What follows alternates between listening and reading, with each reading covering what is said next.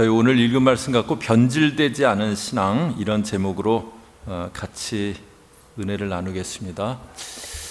변질됐다, 그런 말을 종종 사용할 때가 있습니다. 변질은 원래 어떤 모습이나 질적인 부분에서 바뀌어진 것, 그것을 변질됐다고 하는데요. 사람이 이렇게 시간이 지나가면서 변질된 그런 사람이 있습니다. 원래는 그렇지 않았는데 자기 이익 위해서는 뭐 양심이나 정직이나 신의, 그런 거 아주 가볍게 버려버리는 그런 사람으로 바뀐 그런 모습들을 볼 때가 있습니다. 그런 모습 볼 때 씁쓸한 마음이 들게 됩니다. 또 변질된 상한 음식 그렇게 먹게 되면은 저희들 배탈 나게 됩니다. 사람도 그렇고 음식도 그렇고 변질되면은 결과가 좋지 않습니다. 저희들 신앙은 어떨까요? 신앙이 변질되면은 어떻게 될까요? 지금 베드로전서에서 성도의 고난을 얘기하다가 베드로 사도가 종말에 대해서 얘기하고 사랑과 섬김에 대해서 얘기를 해줬습니다. 그래서 저희가 지난주에는 은혜를 바탕으로 해서 선한 청지기로 살아가자, 그것을 보았는데요.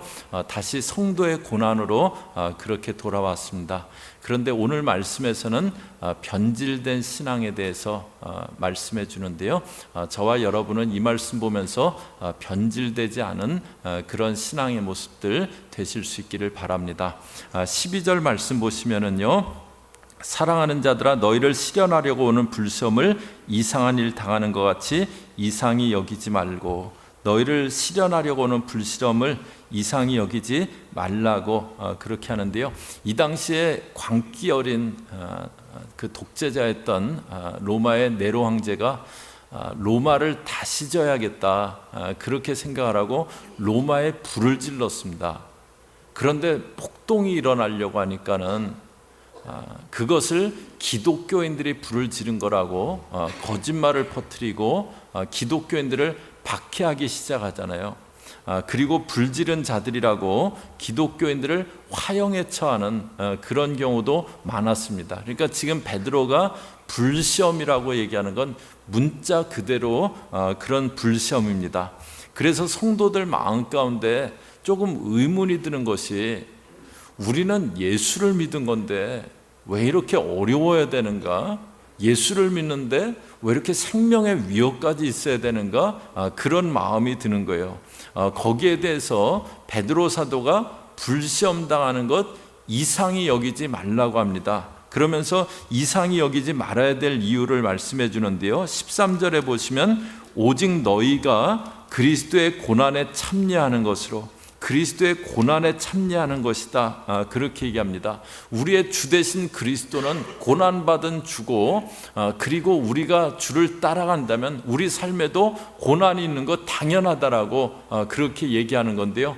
그런데 베드로 사도도 원래 예수님을 따를 때부터 이렇게 생각을 갖지는 않았습니다. 예수님이 내가 고난당하고 십자가에 죽을 거다, 그것을 처음 얘기하셨던 게 마태복음 16장에서 가이사랴 빌립보 길에 베드로의 신앙 고백이 있은 다음이에요. 그런데 그때는 예수님이 이스라엘에서 화제의 절정에 있으셨던 그런 인물이셨어요. 예수님의 가르침은 바리새인들, 서기관들과 달랐습니다. 또 가는 곳마다 많은 병든 자들, 또 그 상한 자들, 귀신 들린 자들, 그들을 치유하셨어요. 들판에서는 보리떡 5개를 갖고 5,000명을 먹이시기도 하셨습니다. 그러니까 사람들이 엘리야다 그렇게 생각하기도 하고, 예레미야 같은 선지자다라고 생각하기도 하고, 이스라엘에서 화제의 중심에 서 있는 그런 인물이었어요. 제자들은 그런 예수님의 모습을 보면서 우리가 예수님의 제자로 따르기로 한 것 정말 아주 잘한 선택이다, 내심 마음속으로는 그렇게 생각하고 있는 거예요.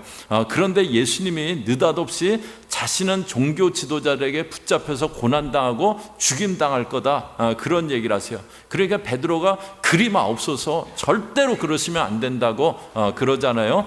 베드로는 그냥 인기 절정에 예수님만을 바랬던 거예요.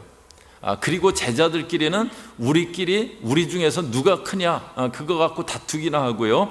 그런데 예수님이 정말 붙잡히셔서 고난당하시고 십자가에 죽임당하셨습니다. 그런데 그것으로 끝나지 않고 3일 만에 부활하시고 제자들에게 나타나셔서 너희는 온 천하에 다니며 만민에게 복음을 전파하라, 그 말씀을 하시고 승천하셨어요. 그것을 본 베드로가 신앙에는 고난이라는 요소가 있구나, 그것을 깨닫게 됩니다. 그래서 너희가 불시험 당하는 것 이상히 여기지 말라고, 너희는 너희의 주 대신 예수님의 고난에 동참하는 거라고 그렇게 말씀을 해줍니다. 예수님을 따르는 것은요, 저희가 아무런 고통도 없이 그냥 편안한 수양을 하는 것, 그것이 아닙니다.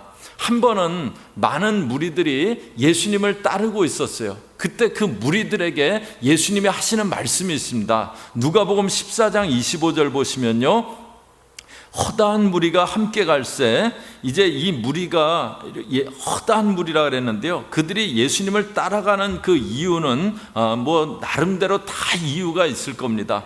그런데 예수님께서 돌이키사 이르시되 물은 내게 오는 자가 자기 부모와 처자와 형제와 자매와 자기 목숨까지 미워하지 않으면 능히 나의 제자가 되지 못하고, 그러면서 27절에요 이렇게 말씀하시는데 저희 같이 읽습니다. 시작. 누구든지 자기 십자가를 지고 나를 좇지 않는 자도 능히 나의 제자가 되지 못하리라. 자기 목숨까지 미워하고 자기 십자가를 지고 좇지 않는 자는 능히 내 제자가 되지 못한다라고 그렇게 말씀하세요. 이 당시에는 십자가형이 간혹가다 있었기 때문에 사람들이 십자가를 진다, 그것이 무슨 얘기인지 알았습니다. 십자가를 진다는 것은 이제 죽임당하러 자기 형틀인 십자가를 메고 가는 것, 그것을 말합니다. 예수님이 내 제자가 되는 건 십자가 지는 거다. 그냥 떡 먹고 배부르기 때문에 나를 따르고 있다면 절대로 내 제자가 되지 못한다라고 하신 겁니다. 예수님 따르는 것은요, 그냥 편안함이 아니라 고난의 자리에 동참할 분명한 결단이 있는 겁니다. 실제로 제자들 보면요, 이 마음이 분명했어요. 오순절 성령이 임하고 복음 전할 때 3,000명, 5,000명 예수를 믿잖아요. 그러니까는 종교 지도자들이 그 사도들을 붙잡아 옵니다. 사도들이 계속 사도들의 메시지는 너희가 십자가에 못 박은 예수, 그가 그리스도다, 회개하고 그 예수님을 믿으라는 거였어요. 그래서 사도들 붙잡아서 채찍질하고 예수 이름 절대 전하지 마라, 그렇게 금합니다. 그런데 그때 사도들이 하는 그런 사도들이 갖는 마음이 있어요. 사도행전 5장 40절 보시면요, 저희가 옳게 여겨 사도들을 불러들여 채찍질하며 예수의 이름으로 말하는 것을 금하고 놓으니, 이제 채찍질 당하고, 이때 채찍질은 정말 아주 모진 그 채찍질이잖아요. 그걸 당하고 이제 예수 이름 전하지 마라, 그렇게 얘기하고 놓아줬는데요. 41절이요 저희 또 같이 읽습니다. 시작. 사도들은 그 이름을 위하여 능력받는 일에 합당한 자로 여기심을 기뻐하면서 공의 앞을 떠나니라. 사도들은 자기들도 고난받고 능력받는 그런 자들이 된 것을 기뻐하면서 떠났다라고, 그런 일 당한 것을 기뻐하면서 떠났다라고 합니다.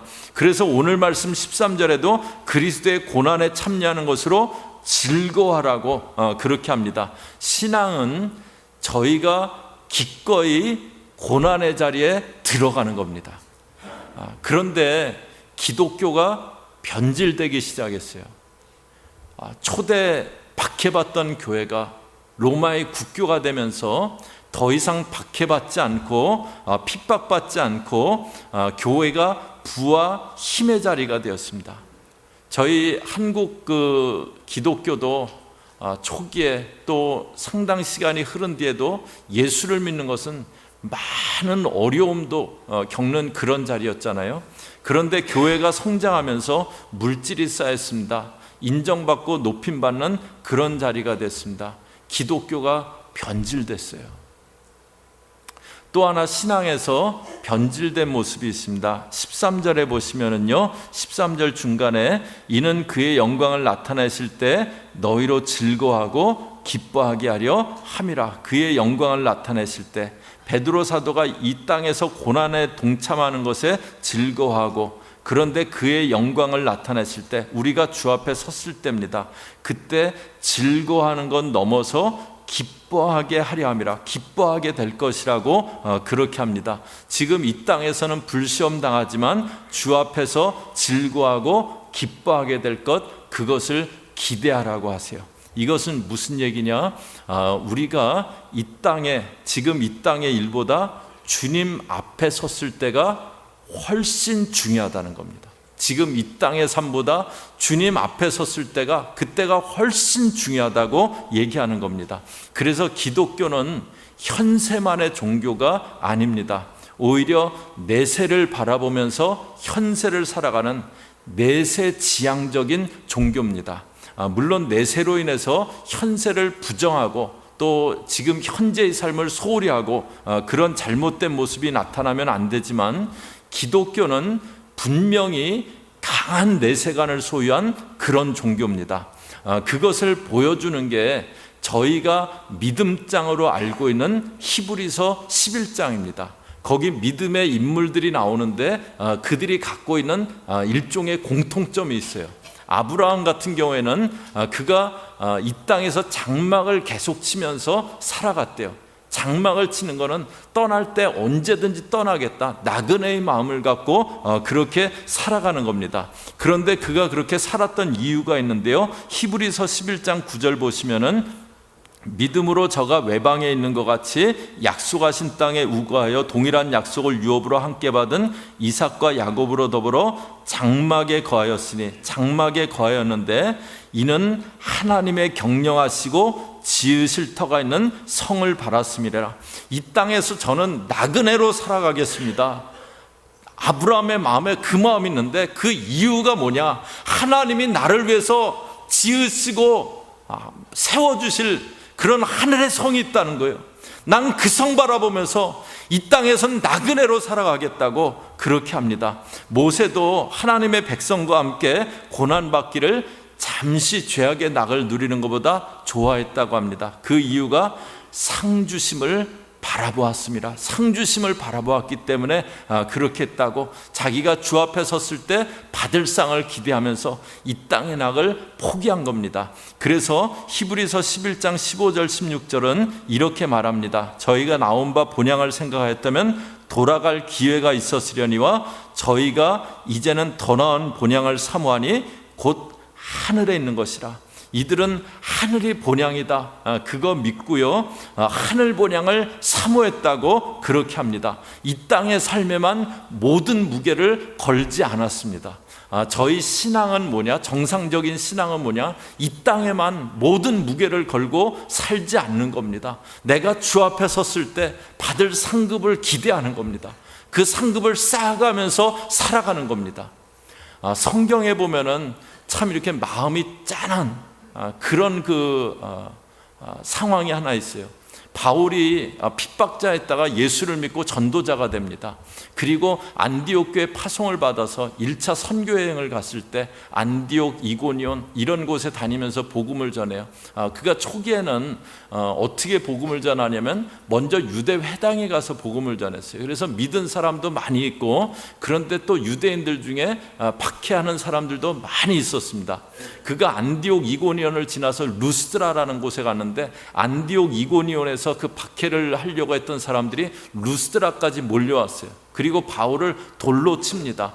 돌로 치고는요, 이제 죽었다라고 생각하고 뭐 정신을 잃고 이렇게 그렇게 됐던 것 같아요. 그러니까 죽었다라고 생각하고 성 밖에 갖다 내버렸어요. 그런데 그때 이제 그 모습이 있는데요, 사도행전 14장 20절 보시면은요, 제자들이 둘러섰을 때 바울이 일어나 성에 들어갔다. 제자들이 이제 돌 맞아서 이제 정신없이 정신을 잃고 쓰러져 있는데 정말 죽었는가, 어떻게 됐는가, 그걸 이제 보면서 둘러서 있는 거예요. 근데 바울이 다행히 죽지 않고 일어났어요. 그래서 성에 들어갔다가 이튿날 바나바와 함께 더베로 가서 복음을 그 성에서 전하여 많은 사람을 제자로 삼고, 돌 맞아서 죽었다고 생각할 정도니까 얼마나 다쳤겠어요. 그런데 다행히 죽지 않고 일어나는데 바울 사도가 어떻게 하냐면 이튿날 더베로 가서 거기서 그 몸을 갖고 복음을 전했대요. 돌 맞아서 죽은 줄 알았던 그 사람 죽지 않았는데 근데 그 몸 갖고 가서 복음을 전했대요. 그리고 루스드라와 이고니온과 안디옥으로 돌아가서 그곳에 이제 돌아가서 믿게 된 자들에게 해주는 말이 있어요. 22절 말씀 저희 같이 읽습니다. 시작. 제자들의 마음을 굳게 하여 이 믿음에 거하라 권하고 또 우리가 하나님 나라에 들어가려면 많은 환난을 겪어야 할 것이라고, 마음을 굳게 하라고, 믿음에 거하라고, 하나님 나라에 들어가기까지 환난을 우리는 많이 겪을 거라고 그렇게 얘기해 줍니다. 저희가 변질되지 않은 정상적인 신앙을 갖고 살아간다면 하나님 나라에 가기까지 이 땅에서의 삶이, 이 땅에서의 신앙생활이 결코 편안한 삶 아니라고, 오히려 환난의 삶이라고 얘기해 줍니다. 그래서 예수님도 요한복음 다락방 강화에서 너희가 세상에서는 환난을 당하나 담대하라, 내가 세상을 이겼노라 말씀해 주십니다. 저희가 예수님 따라가는 길은 결코 편안하고 안락한 삶이 아닙니다. 현세만 바라보면서 이 땅에서 편안함을 추구하고자 하는 신앙은 변질되어진 그런 신앙입니다. 예수님 따라가는 길은 하늘의 상급을 바라보면서 이 땅에서 고난의 길도 걸어가는 삶입니다. 주의 복음 전하기 위해서 고단하고 힘들고 희생해야 되는 자리 가운데 들어가는 겁니다. 이번에 저희가 나바오 선교를 가는데 그곳은 차로 한 10시간 그 정도 가서 그 미국 이렇게 인디안 탄압할 때 사람이 못 살 곳으로 몰아넣었잖아요. 그래서 그 지역이 많이 덥답니다. 그곳에 가서 그들에게 복음 전하고 섬기는 사역인데요. 지금 50명 좀 넘는 그 교우들이 가시겠다고 자원을 하셨는데요. 정말 잘하셨습니다. 정말 잘하셨고요. 근데 이제 가기 전까지 훈련도 마저 잘 받으시고 2번 남았는데 준비도 잘 그렇게 하시고요. 또 이제 이번뿐 아니고 저희 교회가 앞으로도 이 모양 저 모양으로 복음 전하는 그런 일들이 계속 있을 겁니다. 복음 전하려고 하는 그런 일들이 계속 있을 건데요. 보통 파레토 법칙이라는 걸 얘기해요. 뭐 어떤 곳이나 교회나 그런 곳에서 어떤 일이 있을 때 한 20%의 사람들이 그 대부분의 일을 한다. 그런 파레토 법칙이라는 걸 얘기하는데요. 저희 교회는 이제 그거보다는 더 높은 것 같아요. 근데 저는 마음에 소망하기는요, 저희가 매번 모든 일에 모든 교우들이 다 참여하는 그런 건 아니겠지만 저희 교우들은 모두 사역 가운데 헌신하는, 혹시 이 일은 안 해도 또 다음 일에 헌신하고, 이 일 못해도 저 일에 헌신하고, 그렇게 헌신하는 그런 교우들이 다 되시기를 소망합니다. 이번에도 이렇게 가시는 분들도 계시고 또 물질로도 많이 여러분들이 뒤에서 섬겨주셨고 기도하고 계시고 그러잖아요. 기도로, 물질로, 몸으로 헌신하는 겁니다. 왜냐하면 신앙은 나의 편안함, 예수 믿어서 복 받겠다, 그것만을 추구하는 것이 아니고 나를 들여서 헌신하고 나를 들여서 복음 전하고 하늘 상급을 기대하는 것, 그것이 신앙입니다. 신앙은 나를 들여서 어떻게 예수의 복음을 증거할까, 내가 이 땅만 바라보지 않고 하늘 상급을 기대하면서 이 땅에서 험한 길도 걸어가는 것, 그것이 신앙의 길입니다. 오늘 저희 교우들, 내 신앙은 지금 정상적인 신앙인가, 내 신앙은 변질된 신앙 아닌가 한번 돌아볼 수 있으면 좋겠습니다. 그냥 아무런 고통도 없이 그냥 예수 믿고 적당히 인격 수양하고 편안하게 그렇게 신앙생활하려는, 그냥 이 땅만의 모든 것을 걸고 신앙생활하는 그런 모습 되지 않기를 바랍니다. 같이 헌신된 모습 갖고 주의 나라 위에서 하늘의 그 고난길을, 험한 길을 같이 걸어갈 수 있는 그런 동역자들 다 저희 교우들 되실 수 있기를 바랍니다.